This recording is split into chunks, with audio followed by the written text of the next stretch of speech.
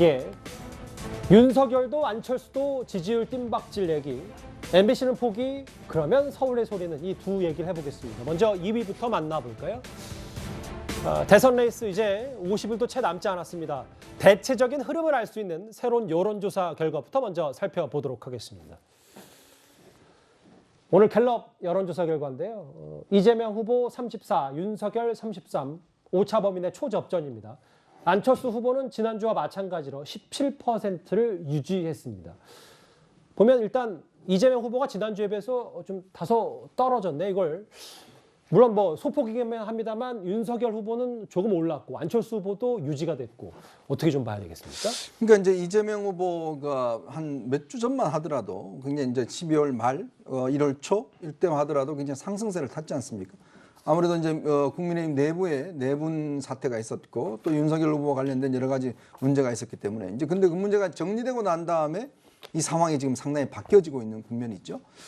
특히 이제 이번 저는 선거를 보면 여론조사 전체를 이렇게 좀 총괄해서 보면 어차피 양쪽 진영은 한 35%는 고정이 되어 있는 것 같아요. 예. 즉 진보와 보수 진영의 35% 고정이 되어 있고 나머지 한 중도층이 한 10% 정도로 되는 걸로 보여집니다.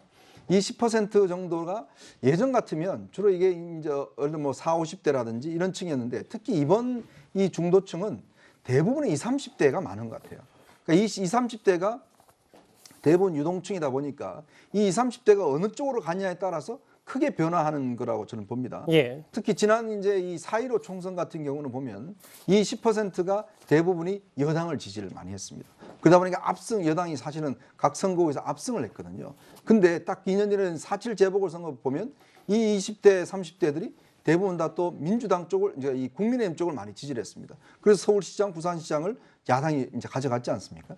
근데 이번에 보면 사실은 처음에는 이제 이 윤석열 후보와 이제 이준석 대표 문제 등등을 계기로 해서 20, 30대가 많이 빠졌는데 이준석 대표가 이제 선거 운동을 본격적으로 복귀를 하고 하면서 20, 30대가 이 여가부 폐지라든지 또 병사 월급 200만이라든지 이 캠페인에서 상당히 이제 이 국민의힘 쪽으로 많이 쏠렸단 말이죠.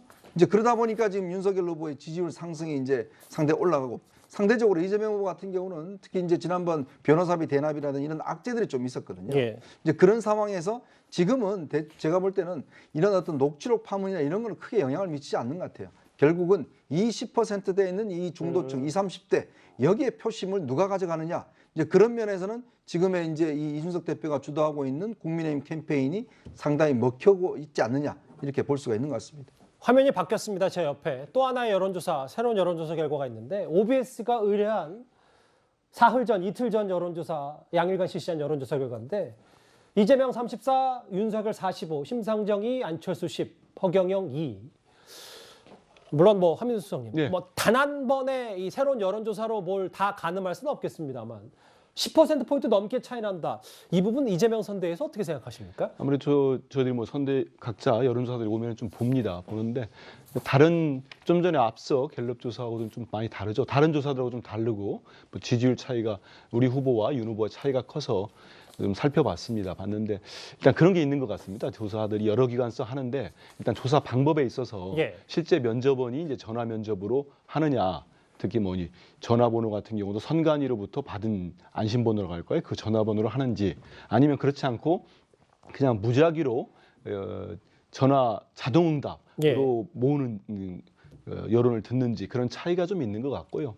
특히 이제 뭐 이런 조사 나온 다음에 로디에이터는 선관위에 다 올려 있습니다. 그래서 예. 살펴보면은 일단 진보층하고 보수층하고 그 안에 이제 그 응답자 수에서 차이가 많이 나는 경우가 있습니다. 가령 예를 들어서 뭐 어떤 우리 후보가 좀 많이 떨어지는 조사 같은 경우는 보수층이 유난히 표집이 많이 된 경우가 있습니다. 그렇기 때문에 모든 조사들을 이렇게 다 같이 놓고 보는 게 좋고요. 약간 저 조사는 일반적인 조사보다는 약간 좀 튀는 조사다 이렇게 저는 보고 있습니다. 예. 보고 있는데 저 말씀드린 여러 가지 근거로요. 근데 실제로 뭐 좀 전에 이현정 의원님도 얘기했지만 일단 저희 후보도 그렇고 저희 선대위도 우리가 한참 올라갔을 때도 이건 골든크로스라고 보기는 조심스럽다, 아니다고 말씀드린 이유는 일단 윤석열 후보 측에서 뭐 윤석열 후보의 뭐 잦은 실언이랄지 알겠습니다. 예. 김건희 씨의 그런 문제랄지 하면서 선대위의 갈등이랄지 지지율이 스스로 빠져버렸잖아요. 그래서 전혀를 그쪽도 가다듬으면 당연히 올라올 거라고 예. 보고 있었습니다. 그래서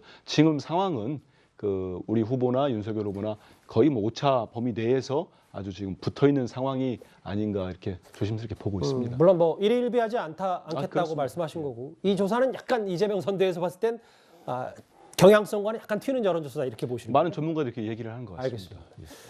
근데 뭐 좀 차이가 좀 나서 한번 질문 드렸어요. 네. 다음 화면을 좀 볼게요. 근데 소정석 국장님, 네. 오늘 노웅래 의원이 윤석열 후보의 숨어 있는 지지율이 5% 이상이다. 민주당 국면 전환이 돼야 한다.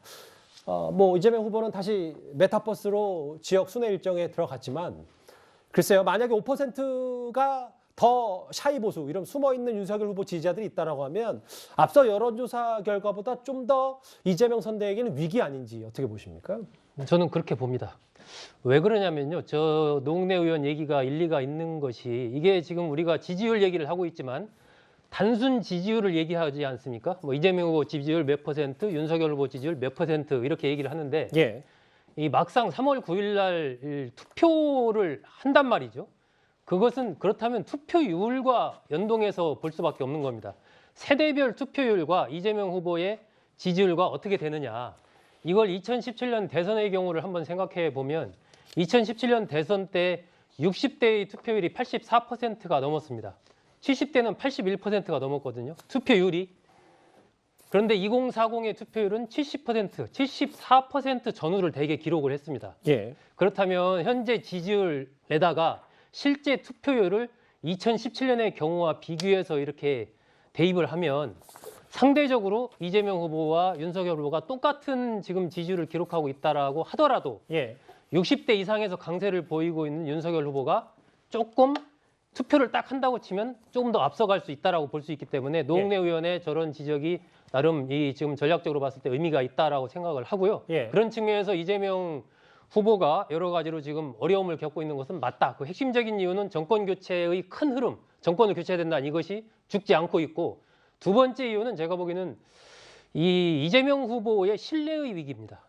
이재명 후보가 많은 공약을 내고 막 계속해서 발빠르게 움직이면서 많은 것들을 하고 있지만 이 국민들 마음속에 이재명 후보의 저 공약, 저것을 믿을 수 있는 것인가에 대한 의구심이 있는 알겠습니다. 것입니다. 그 부분을 해결을 해야 이 어떤 박스권을 일정하게 탈출할 수 있지 않을까 그렇게 봅니다.